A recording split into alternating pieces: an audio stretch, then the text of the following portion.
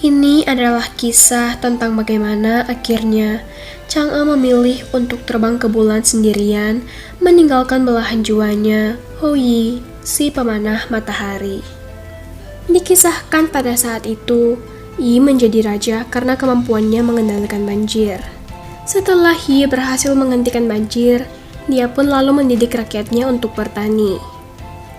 Melihat kejadian itu, Kaisar Langit di surga memerintahkan 10 orang putranya untuk menjadi 10 matahari. Hal itu dimaksudkan agar mereka dapat secara bergantian mengelilingi langit setiap hari sehingga dapat membantu rakyat untuk beternak dan bertani. Ke-10 matahari itu tinggal di atas pohon langit yang amat besar di sebelah barat. Setiap hari, secara bergiliran, salah satu matahari berangkat ke istana di sebelah timur, dan pada waktu tengah hari, mereka kembali ke sebelah barat. Maka terjadilah pergantian waktu, pagi, siang, dan malam. Suatu hari, salah satu matahari berkata kepada saudara-saudaranya bahwa setelah menunggu selama 10 hari, akhirnya tiba juga gilirannya ke istana timur, dan dia merasa sangat senang. Mendengar hal itu, ke-9 saudaranya juga ingin ikut bersama-sama ke istana timur. Mereka merasa bosan jika harus menunggu hingga giliran mereka tiba. Mereka juga berharap bisa bermain bersama setiap hari. Rasa angkuh mereka pun kemudian muncul. Mereka berpikir bahwa mereka adalah putra Kaisar Langit. Tidak ada yang akan berani melarang mereka. Semakin hari matahari di langit pun semakin bertambah. Mulai dari 2 matahari, sampai akhirnya ada 10 matahari di istana timur. Hal itu mengakibatkan panas yang sangat terik dan cahaya yang sangat terang benderang di bumi. Kemunculan 10 matahari secara bersamaan itu menyebabkan bencana yang besar bagi penduduk bumi. Rerumputan hangus terbakar, tanaman di sawah mati kekeringan, sungai-sungai menjadi kering, hutan-hutan terbakar, dan berbagai penderitaan hebat lainnya. Para siluman dan binatang buas pun memanfaatkan kesempatan ini untuk melukai manusia. Akibatnya, banyak manusia dan hewan ternak yang meninggal. Rakyat kemudian berdoa dan memohon agar surga memberikan kasih-Nya. Dewa bumi pun lalu melapor pada Kaisar Langit bahwa telah terjadi bencana kekeringan yang hebat di bumi dan banyak korban berjatuhan di mana-mana. Dewa bumi memohon pada Kaisar Langit untuk mengatasi masalah 10 matahari yang muncul secara bersamaan di istana timur. Permohonan itu pun didengar oleh Kaisar Langit. Ia lalu memerintahkan Houyi, seorang dewa yang kuat dan gagah berani di langit, untuk turun ke bumi menyelesaikan masalah tersebut. Houyi dan istrinya Chang'e pun menjelma menjadi manusia dan turun ke bumi untuk membantu manusia mengatasi bencana tersebut. Houyi adalah seorang dewa ahli panah yang kekar dan perkasa. Dia memiliki tenaga yang tak terhingga. Teknik memanahnya juga sangat jitu. Sedangkan Chang'e adalah seorang dewi yang sangat cantik. Mereka saling mencintai dan tidak terpisahkan. Sebenarnya Chang'e tidak berkeinginan untuk turun ke bumi, karena dia tahu bahwa hidup sebagai manusia di bumi tidaklah semudah hidup di surga. Tetapi Houyi tidak dapat menentang perintah dari Kaisar Langit. Chang'e yang tidak ingin berpisah dari suaminya, dengan berat hati mendampingi Houyi ke daerah liar di timur. Ketika Houyi dan Chang'e tiba di timur, mereka mendapat sambutan yang hangat dari rakyat sekitar. Mereka diarak berkeliling ke seluruh pelosok. Setelah itu, mereka diberi tempat tinggal sederhana di sebuah lembah yang sejuk dan nyaman. Houyi kemudian diangkat oleh rakyat dari daerah timur tersebut sebagai ketua. Seorang sesepuh lalu menunjukkan situasi di bumi kepada Houyi. Bumi menjadi gersang dan kering kerontang. Danau dan sungai pun tidak ditemukan. Tanaman menjadi hangus. Hewan-hewan ternak mati kelaparan, dan banyak rakyat yang meninggal karena sakit. Sedangkan 10 matahari tetap di langit, memancarkan cahaya dan panas teriknya. Houyi yang melihat betapa hebatnya penderitaan rakyat kala itu, merasa sangat iba. Dia kemudian mendaki Gunung Tianshan dan berbicara dengan ke-10 matahari di langit. Hou-yi meminta pengertian kepada para matahari untuk terbit secara bergiliran demi rasa kasih sayang kepada semua makhluk di bumi. Namun para matahari tidak menggubris ucapan Hou-yi. Mereka merasa sebagai putra Kaisar Langit, tidak ada satupun makhluk yang dapat mencampuri urusan mereka. Lalu dengan sombongnya ke-10 matahari mengeluarkan panasnya yang luar biasa ke bumi. Hal itu menyebabkan semakin banyak tanaman yang terbakar, hewan-hewan berlarian untuk menghindar, dan manusia bersembunyi, berusaha untuk menyelamatkan hidup mereka. Melihat perbuatan para matahari tersebut, dengan berat hati, Hou-yi mulai membentangkan busur ajaibnya yang berwarna merah padam dengan berat 10 ton, lalu kemudian mengeluarkan anak panahnya yang berwarna putih mengkilat dengan berat 1 ton untuk dibidikkan kepada salah satu matahari. Anak panah tersebut melesat dengan sangat cepat segera setelah ditembakkan. Kemudian, tidak lama setelah itu, terdengar suara yang menggelegar di atas langit. Lalu sebuah matahari jatuh meluncur ke bumi, dan bumi pun bergetar hebat. Sebuah lubang besar terbentuk dari matahari yang jatuh terpanah itu. Setelah api matahari padam, orang-orang pun datang mengerumuninya. Dan yang terlihat ada di dalam lubang tersebut adalah burung gagak berkaki 3. Satu persatu matahari dipanah jatuh dan semuanya berubah menjadi burung gagak berkaki 3. Ketika Hou-yi hendak memanah matahari yang terakhir, sang matahari memohon agar Hou-yi memberikannya pengampunan, dan matahari tersebut berjanji akan mematuhi semua tugas yang diberikan dan hanya akan keluar pada siang hari. Para sesepuh dan rakyat sekitar pun ikut datang untuk mencegah Hou-yi memanah matahari yang terakhir. Mereka meminta pada Hou-yi untuk menyisakan mereka satu matahari, karena mereka masih membutuhkan sinar matahari. Mereka berkata, kalau semua matahari dimatikan, maka bumi ini akan gelap dan bencana lain akan datang menimpa mereka nantinya. Akhirnya Hou-yi pun tidak jadi menembak matahari yang ke-10. Setelah kejadian itu, rakyat kembali hidup seperti biasa. Mereka sangat menikmati hidup mereka. Mereka bekerja pada siang hari dan beristirahat pada malam hari. Hou-yi lalu melaporkan semua yang dilakukannya pada Kaisar Langit. Kaisar Langit langsung naik pitam setelah mengetahui Hou-yi telah membunuh 9 putranya dengan sangat kejam. Kaisar Langit menolak Hou-yi untuk kembali ke surga. Hou-yi dan Chang'e dijadikan manusia dan tidak diizinkan kembali ke langit. Meskipun telah menjadi manusia biasa, tetapi di mata rakyat, Hou-yi adalah kesatria sejati. Para rakyat tetap meminta bantuan Hou-yi untuk menyelesaikan masalah dan bencana yang mereka hadapi. Dan Hou-yi pun tak pernah menolak permintaan rakyat tersebut. Dia senantiasa membantu rakyat semampunya. Hou-yi juga mengajar para rakyat untuk dapat menguasai alam dan melindungi diri dari serangan binatang buas. Ia mengajarkan kepada mereka cara bertarung dan memanah. Lalu Hou-yi mengunjungi beberapa tempat dan mengenal orang-orang dari berbagai tempat. Ia juga membunuh para siluman dan binatang buas yang mengganggu rakyat. Tiap hari siang dan malam, Hou-yi selalu sibuk membantu orang. Ia melakukan banyak perbuatan baik. Hal tersebut membuat Hou-yi pun jarang pulang ke rumah, dan itu menyebabkan Chang'e merasa ditelantarkan dan kesepian. Chang'e mulai murung dan sedih.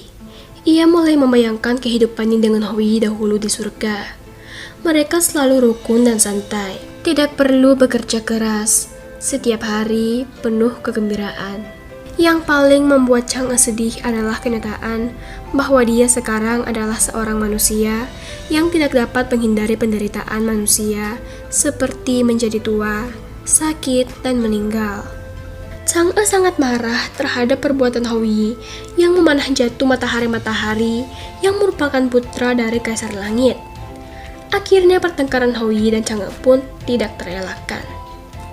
Hou-yi yang sangat mencintai istrinya itu pun berusaha untuk menghindari pertengkaran yang selalu terjadi. Maka dari itu, ia memilih untuk berkelana sendirian. Beberapa kali Hou-yi mencoba untuk memohon pada Kaisar Langit agar dia dan istrinya dapat kembali ke surga. Namun Kaisar Langit tetap tidak memaafkan perbuatan Hou-yi. Semakin hari, hubungan Hou-yi dan Chang'e pun semakin renggang. Suatu hari saat Hou-yi berkelana, ia bertemu dengan Mi Fei, salah satu wanita tercantik pada saat itu. Mi Fei adalah istri dari Feng Yi, sang dewa air yang mengendalikan 9 sungai. Pada saat itu, Mi Fei sedang bermain di sungai. Lalu dia melihat Hou Yi yang sedang mengendarai kuda mendekati dirinya. Karena pada waktu itu Mi Fei sudah menikah dan tidak ingin orang lain melihat dirinya, maka dia menyelam ke dalam air.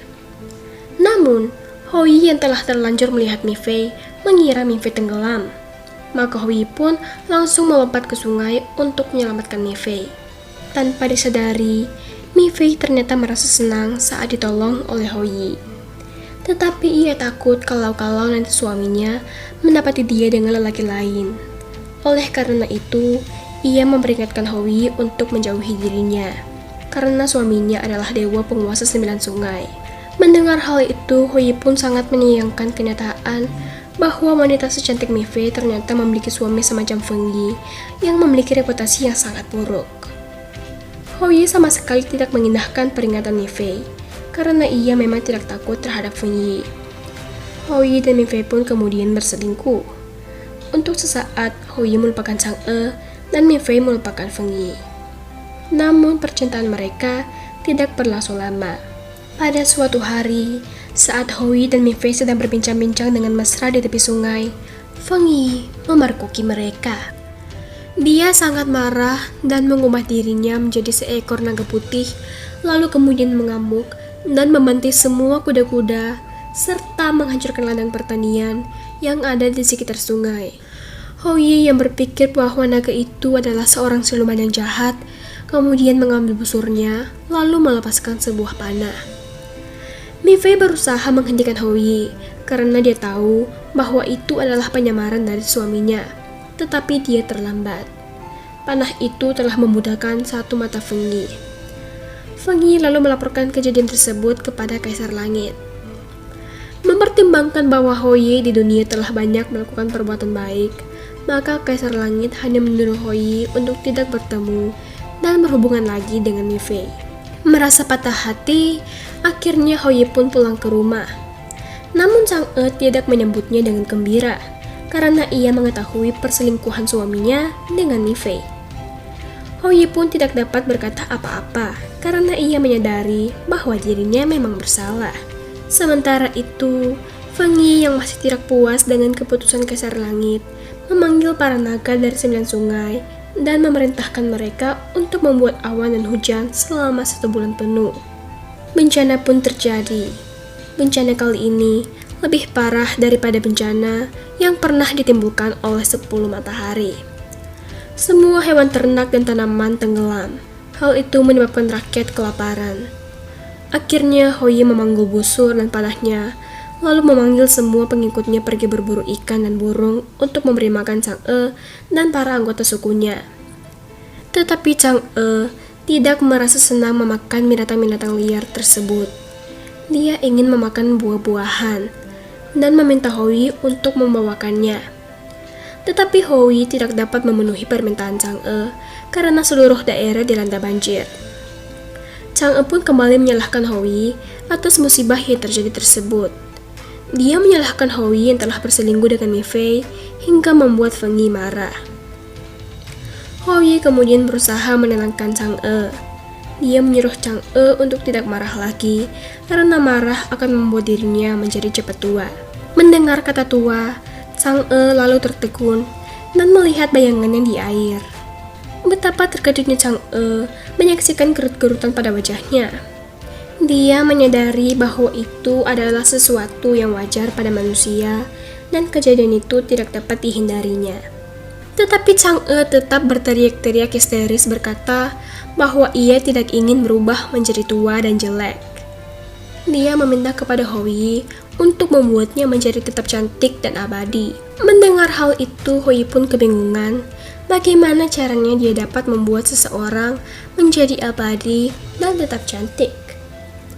Hou Yi berpikir bahwa itu adalah hal yang tidak mungkin berhubung karena mereka sekarang adalah manusia biasa. Tetapi jika dia tidak menemukan caranya, pertengkaran antara dirinya dan Chang'e akan terus terjadi. Akhirnya dia pun pergi dan tidak berani untuk pulang ke rumah. Hou Yi ingin pergi ke tempat Mi Fei, namun dia takut melanggar perintah Kaisar Langit. Semakin hari semangat Hou Yi semakin menurun. Akhirnya dia menjadi pemabuk dan mulai menunjukkan sifat yang kasar. Hou Yi mulai bersikap kasar kepada para murid dan anggota sukunya, dan itu membuat orang-orang mulai tidak menyukai Hou Yi, terutama Feng Meng dan Hanzhou. Feng Meng telah lama belajar memanah dari Hou Yi dan merasa bahwa dirinya sudah melebihi Hou Yi. Secara rahasia dia juga menyukai Chang'e, namun dia tidak berani untuk mengungkapkannya kepada Chang'e karena dia takut akan busur dan panah ajaib yang dimiliki Hou Yi. Sedangkan Hanzhou adalah seorang yang tamak. Dia ingin menjadi ketua menghentikan Hou Yi. Kemudian, Feng Meng dan Hanzhou merencanakan hal jahat kepada Hou Yi dengan harapan agar Hou Yi dapat binasa. Mereka pun mengatakan kepada Hou Yi bahwa Dewi Siwangmu yang tinggal di atas Gunung Kunlun memiliki obat panjang umur yang dapat membuat orang hidup abadi. Mendengar hal itu, Hou Yi pun segera berangkat ke Gunung Kunlun di barat Tiongkok. Pegunungan Kunlun sangat tinggi, dan sepanjang tahun gunung itu diselimuti oleh es dan salju. Untuk dapat sampai ke gunung tersebut, Hou Yi harus melewati gurun pasir yang luas dan terik bagaikan berjalan di atas bara api. Hou Yi juga harus melewati hutan dan padang rumput yang banyak binatang buas, dan ia juga harus melintasi danau yang sangat besar tempat tinggal para hewan-hewan ganas. Tetapi tekad Hou Yi sudah bulat. Ia tidak peduli dengan semua itu. Segala rintangan dan serangan pun dilalui oleh Hou Yi dengan gagah berani, dan akhirnya sampai juga Hou Yi ke gua tempat tinggal Dewi Siwangmu. Dewi Siwangmu menyambut dengan gembira kedatangan Hou Yi. Karena pengorbanan Hou Yi untuk mencapai Gunung Kunlun sangat besar, Dewi Siwangmu pun akhirnya memberikan kepada Hou Yi sebuah pil keabadian dan berpesan kepadanya bahwa apabila pil tersebut dibagi dua, maka Hou Yi dan Chang'e dapat hidup abadi. Tetapi apabila pil itu diminum oleh seorang diri, maka orang itu dapat terbang ke langit dan mencapai surga. Sang Dewi juga berpesan kepada Hou Yi bahwa pil itu harus diminum tepat pada tanggal 15 bulan ke-8 pada saat bulan purnama. Setelah mendapatkan pil abadi itu, Hou Yi sangat gembira. Ia segera pulang ke rumah untuk memberitahu Chang'e. Mereka lalu membagi pil tersebut menjadi dua dan menyimpannya untuk diminum nanti pada tanggal 15 bulan ke-8. Saat itu adalah tanggal 12 bulan ke-8. Itu berarti mereka dapat meminum obat tersebut 3 hari kemudian. Tetapi pada hari itu, Hou Yi mendengar ada ramuan permata di Gunung Tianshan yang dapat membuat wanita semakin cantik. Maka untuk membuat Chang'e bahagia dan untuk menebus kesalahan yang pernah dilakukannya, Hou Yi pun pergi untuk mendapatkan ramuan itu.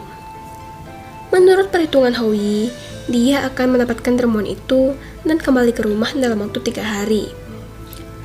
Karena Hou Yi ingin memberi kejutan kepada Chang'e, maka dia tidak memberitahukan tentang kepergiannya itu kepada Chang'e. 3 hari pun berlalu, dan Chang'e tidak dapat menemukan Hou Yi. Dia lalu bertanya kepada Feng Meng kemana Hou Yi pergi. Dan dengan liciknya, Feng Meng menjawab bahwa Hou Yi pergi untuk menemui Mi Fei. Chang'e pun tertegun. Ia sangat marah mendengarkan hal itu. Saat bulan mulai muncul, Chang'e lalu mengambil pil keabadian yang telah diberikan oleh Hou Yi. Lalu ia menuju ke halaman rumahnya dan memandang ke langit. Ia mengenang semua kehidupan bahagia yang pernah dinikmatinya di surga. Tidak ada sakit, tidak ada penderitaan, dan tidak ada kesedihan. Chang'e mulai berpikir bahwa Hou Yi mungkin berencana untuk meminum pil tersebut bersama dengan Mi Fei dan meninggalkan dirinya. Tiba-tiba Chang'e mendengar suara derap tapak kuda dan mendebak bahwa itu pasti suaminya yang pulang bersama dengan Mi Fei untuk mengambil pil keabadian. Merasa panik, Chang'e pun langsung meminum kedua pil tersebut. Dan saat itu juga, dia merasa tubuhnya semakin ringan dan mulai melayang di udara. Melihat hal itu, Hou Yi lalu berlari ke arah Chang'e dan berteriak memanggil-manggil namanya sambil memegang erat ramuan permata yang didapatkannya dari Gunung Tianshan. Namun Chang'e tidak menghiraukannya. Ia terus melayang semakin cepat dan cepat. Dengan penuh kemarahan, Hou Yi pun lalu melempar ramuan permata yang didapatnya, kemudian mengambil busur serta panah ajaibnya. Namun ia tidak tega untuk memanah Chang'e. Chang'e yang terus melayang ke atas pun hendak pergi ke surga. Namun ia malu terhadap para dewa-dewi di surga yang telah menyaksikan dirinya meninggalkan suaminya. Sang E pun lalu mengubah arah menuju ke bulan yang dingin dan sepi. Hoi yang menyaksikan semuanya dari bumi, berpikir ia dapat memanah jatuh bulan. Tetapi jika dia melakukan hal itu, ia dapat membunuh istrinya yang tersayang. Dengan penuh kemarahan, ia lalu mematahkan busur dan panah ajaibnya tersebut. Ia berpikir buat apa tetap memilikinya jika ia tidak dapat menolong istrinya. Feng Meng dan Hanso yang melihat semua kejadian itu dari tempat tersembunyi, tersenyum bahagia. Kedua orang itu bersama 4 pengikut mereka mendatangi Hoi dan akan membunuhnya. Tetapi meski Hoi tidak memiliki busur dan panah ajaibnya, ia tetap tidak terkalahkan. Ia berhasil mengalahkan dan membunuh murid-murid beserta para pengikut yang telah mengkhianatinya. Kemudian Hoi pun hidup sendiri di bumi, sedangkan istrinya yang sudah mendarat di bulan konon tinggal dengan seekor kelinci giok pemberian dari dewi-dewi di surga. Setiap malam, Hoi hanya memandang ke bulan, berharap istrinya juga merindukannya dan menengok turun ke bumi. Waktu terus berlalu, Hoi pun semakin tua. Namun ia tetap setia memandang ke bulan setiap malam dan selalu menyediakan makanan kesukaan istrinya, yaitu kue bulan. Ia selalu berharap istrinya akan turun kembali ke bumi untuk menemuinya. Namun ternyata hal itu tidak terwujud hingga akhir usianya. Kaisar Langit melihat kehidupan Hoi yang sangat kesepian lambat laun merasa kasihan. Ketika Hoi meninggal, Hoi diangkat oleh Kaisar Langit menjadi Dewa Matahari. Kini, setiap tanggal 15 bulan ke-8 penanggalan Imlek, ketika bulan menunjukkan keindahannya secara penuh, orang-orang Tionghoa melihat ke bulan dan mengingat Chang'e dan legendanya. Perayaan itu dikenal sebagai perayaan pertengahan musim gugur atau biasa juga dikenal sebagai perayaan bulan. Sekian dulu cerita dari saya. Jangan lupa di subscribe untuk cerita-cerita seru berikutnya. Terima kasih.